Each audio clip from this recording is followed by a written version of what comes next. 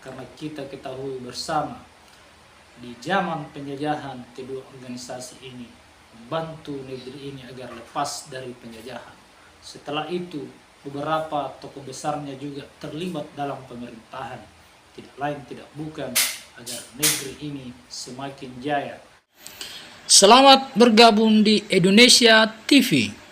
Anda bisa saja miskin harta, tapi jangan pernah miskin akal sehat, karena kemiskinan bisa diatasi dengan akal yang sehat. Abad 20 adalah abad yang penuh ketegangan, yang penuh gejolak, di mana di abad ini terjadi beberapa perang dunia 1, perang dunia 2, dan perang dingin. Juga di abad ini terjadi beberapa revolusi kebudayaan di Cina, revolusi Bolshevik di Rusia, kemudian revolusi Iran. Kemudian di akhir abad 20 terjadi reformasi di Indonesia yang menjatuhkan Presiden Soeharto yang berkuasa selama 32 tahun. Di awal abad 20 Indonesia yang bagian dari yang terjajah sedang melakukan konsolidasi untuk bersatu melawan penjajah, yang kemudian berdirilah organisasi pertama yang bernama Budi Utomo di tahun 1908. Namun di dalam gejolak dan penuh ketegangan ini ada kebutuhan lain, ada kebutuhan spiritual, ada kerisauan para ulama, sehingga itulah yang mendorong mereka untuk mendirikan ormas Islam bernama Muhammadiyah dan Nahdlatul Ulama, yang kemudian menjadi cikal bakal organisasi Islam terbesar di Indonesia. Seperti apa cerita selengkapnya?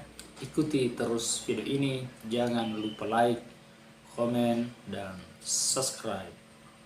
Di awal abad 20, selain terjadi perang fisik, namun sesungguhnya juga terjadi perang atau persaingan ideologi, yaitu ideologi kapitalisme oleh Amerika Serikat dan ideologi sosialisme komunisme oleh Rusia atau Uni Soviet pada waktu itu. Sebagai jawaban dari pertentangan ini, kehadiran Nahdlatul Ulama dan Muhammadiyah dengan jargon Islamnya, penyebaran Islam secara meluas dan menjauhkan Islam dari hal-hal mistis, adalah sebuah jawaban yang tepat, yang kemudian dari organisasi Islam terbesar di Indonesia inilah yang membantu juga Indonesia untuk keluar dari penjajahan. Nah, selama ini kita cenderung mendengar perbedaan antara Muhammadiyah dan NU, terutama dalam hal penetapan puasa dan penetapan Idul Fitri. Namun dalam hal lain mungkin kita tidak terlalu sering mendengarnya. Oleh karenanya kita mesti lihat beberapa perbedaan antara NU dan Muhammadiyah berikut ini. Berikut adalah beberapa perbedaan antara NU dan Muhammadiyah.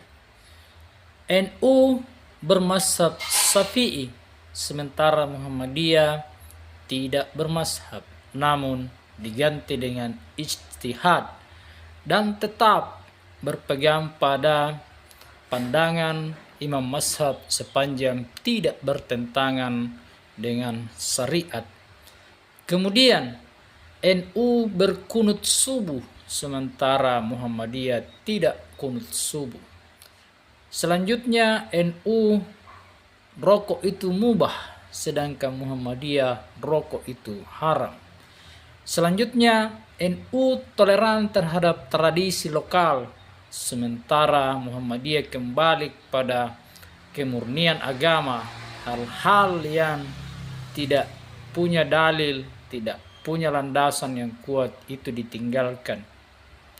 Kemudian NU membaca basmalah dengan jahar atau terdengar atau keras, sementara Muhammadiyah membacanya dengan sir atau perlahan atau pelan atau kecil. Itu beberapa perbedaan NU dan Muhammadiyah. Seperti itulah perbedaan NU dan Muhammadiyah. Perbedaannya bukanlah hal yang sangat mendasar, bukanlah hal yang sangat hakikat, bukan perbedaan yang merusak akidah. Oleh karenanya, patutlah kita juga simak apa yang menjadi persamaan NU dan Muhammadiyah berikut ini. Dan berikut ini adalah persamaan NU dan Muhammadiyah. NU dan Muhammadiyah sama-sama ormas Islam. Artinya kerja-kerjanya adalah bagaimana Islam berjaya di negeri ini. Kemudian kitab sucinya sama, yaitu Al-Quran. Karena kitab sucinya adalah Al-Quran, pastinya nabinya adalah sama-sama Nabi Muhammad SAW. Kemudian sholat fardunya 5 waktu. Seterusnya sama-sama berdakwah demi tersebarnya, demi kuatnya agama Islam ini. Kemudian sama-sama bergerak di dunia pendidikan, sama-sama berpikir tentang kecerdasan bangsa ini. Itulah persamaan NU dan Muhammadiyah, yang ternyata persamaannya adalah persamaan yang sangat hakikat, persamaan yang sangat mendasar. Ketika kita sama-sama berpedoman pada Al-Quran, ketika kita sama-sama pedomannya adalah Nabi Muhammad SAW dan mentaati segala hal yang fardu, termasuk sholat fardu, sama-sama mendakwakan, sama-sama berkeinginan agar Islam ini jaya di negeri ini, pastinya kita akan bisa jalan bersama-sama. Selama ini kita ketahui bersama bahwa dengan cara NU yang toleran terhadap tradisi-tradisi lokal di pesisir, sehingga NU mudah diterima di berbagai pelosok di negeri ini. Kemudian dengan cara NU yang lebih rasional, yang lebih meninggalkan hal-hal yang tidak punya dalil, kembali kepada pemurnian agama, modernisasi pendidikan Islam, itu lebih mudah diterima di kota, sehingga kedua organisasi ini justru saling melengkapi, sehingga perjalanannya juga selalu selaras.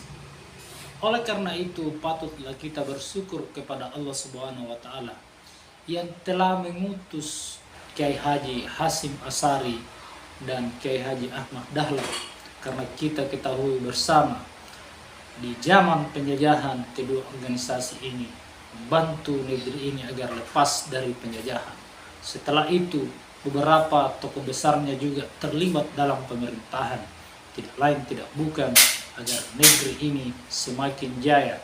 Lalu kemudian di sisi lain kedua organisasi ini semakin mengembangkan sayapnya di dunia pendidikan. Mungkin NU cenderung dengan pesantrennya, sementara Muhammadiyah cenderung pada pendidikan formalnya. Jadi dari kedua organisasi ini kita patutlah belajar tentang bagaimana mentoleransi sesuatu, bagaimana kita berpandangan positif dengan mempelajari apa sebenarnya yang dilakukan oleh orang lain. Kalau sama-sama tujuannya baik, maka janganlah kita terlalu mengkritik, tetapi marilah kita mendukungnya.